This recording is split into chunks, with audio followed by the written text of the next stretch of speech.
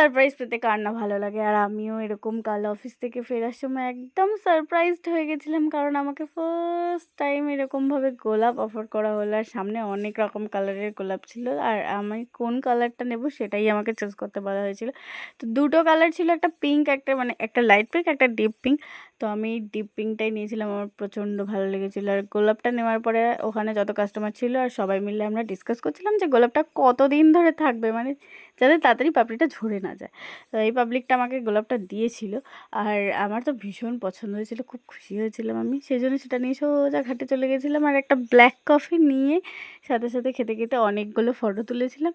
আর তারপর তো অফিস থেকে ফিরেছিলাম বলে তাড়াতাড়ি বাড়ি চলে এসেছিলাম, কিন্তু পরের দিন যেহেতু সানডে ছিল তাই জন্য আলাদাই একটা মজা ছিল। তো এই গোলাপ দেখতে দেখতেই আমি তো বাড়ি চলে এলাম। তো চলো এখনের মতো টাটা, কালকে আবার দেখা হবে, বাই।